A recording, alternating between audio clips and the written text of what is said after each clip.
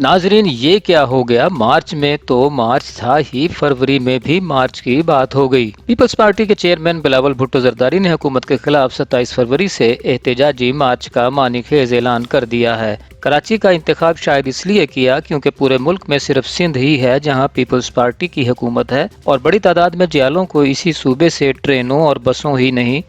پیدل بھی کسی منزل کی جانب گامزن کیا جا سکتا ہے۔ مزار قائد کو نقطہ آغاز بنا کر ایک ایسا مقام بھی چنا گیا ہے جو شہر کا دل ہے، اور اتوار کو وہاں عوام کا رش رہتا ہے۔ اگر جیالے بڑی تعداد میں جمع ہوئے تو مارچ ہر شخص کی توجہ اپنی جانب کھینچنے میں کسی حد تک کامیاب ہو جائے گا۔ پیپلز پارٹی نے حکومت کے خلاف اس مارچ کی تاریخ 27 فروری ہی کیوں رکھی، یہ تو شاید بلاول بھٹو زرداری اور پیپلز پارٹی کے رہنما ہی بہتر بتا سکتے ہیں، مگر اس تاریخ سے یہ اشارہ ضرور دے دیا گیا ہے کہ پیپلز پارٹی کا لانگ مارچ بھی مختلف شہروں سے ہوتا ہوا مارچ ہی میں اسلام آباد پہنچے گا۔ فروری 28 دن کا مہینہ ہوتا ہے، اور چونکہ لانگ مارچ کارکنوں کو طیاروں میں بھر کر نہیں کیے جاتے، اس لیے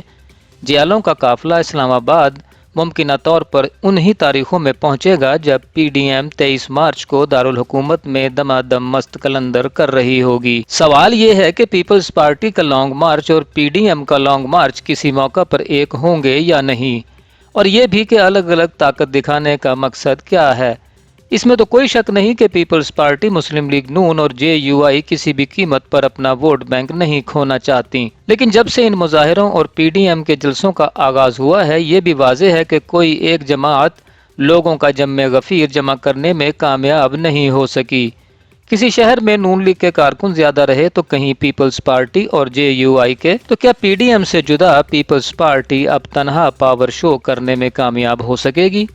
زیادہ دور کے بعد پیپلز پارٹی اور نون لیگ کے دو ادوار ہوں، سابق صدر مشرف کا دور یا پھر پیپلز پارٹی اور نون لیگ کی تیسری باری، اس میں کوئی شک نہیں کہ عام آدمی کے لیے مہنگائی ہر دور میں اس قدر تیزی سے بڑھی ہے کہ لوگ اس دور کی حکومتوں سے نالاں تھے اور نئی حکومت سے توقعات لگاتے رہے۔ عمران خان دور میں مہنگائی نے پچھلے تمام ریکارڈ توڑ دیے اور عوام کو نون لیگ اور پیپلز پارٹی ہی کے ادوار بہتر محسوس ہو رہے ہیں، مگر وہ اب بھی سڑکوں پر آنے کے لیے اس طرح تیار نہیں جیسا پہلے کبھی ہوا کرتا تھا۔ حکومت کے خلاف مؤثر مارچ اس صورت میں ممکن ہے جب پی ڈی ایم پھر سے اس طرح فعال ہو جیسا وہ اپنے قیام کے وقت تھی۔ ووٹرز بھی جانتے ہیں کہ اب کوئی ایک جماعت ملکی سطح پر پی ٹی آئی حکومت کو امتحان میں نہیں ڈال سکتی۔ الگ الگ مارچ اس حد تک تو ٹھیک ہیں کہ ہر جماعت اپنے کارکنوں کی تعداد اور ان کا مومنٹم ثابت کر دے گی، لیکن اپوزیشن کو یہ بات یاد رکھنا ہوگی کہ اگر اس بار بھی ناکام لوٹے تو عوام کو اگلی بار متحرک کرنا اس سے کہیں بڑا چیلنج بن جائے گا۔ چارٹر آف ڈیموکریسی پر دستخط کے چند ہی ماہ بعد بے نظیر بھٹو نے مجھے اور جیو نیوز کو اپنے آخری انٹرویو میں میاں نواز شریف پر کڑی تنقید کی تھی، مگر وہ ایک ایسا دور تھا کہ بے نظیر بھٹو کو وطن آنا تھا، جیالوں کو متحرک کرنا تھا۔ اب اگر نواز شریف واپس آنا چاہیں اور استقبال کے لیے پیپلز پارٹی اور اے این پی شامل ہو تو یہ نہ صرف نون لیگ بلکہ پوری اپوزیشن کو مضبوط کرے گا۔ ویسے بھی نون لیگ اور پیپلز پارٹی کو ماضی بھلانا ہوگا۔ حکومت کے خلاف مؤثر لانگ مارچ کرنا ہے تو اپوزیشن کو متحد کرنا ہوگا۔ پی ڈی ایم کو حقیقی معنوں میں بحال کرنے کے لیے کوئی بہانہ گھڑنا ہوگا، ورنہ فیصلہ کن لانگ مارچ اسلام آباد کی سیر سے زیادہ کچھ زیادہ ثابت ہونا مشکل ہو جائے گا۔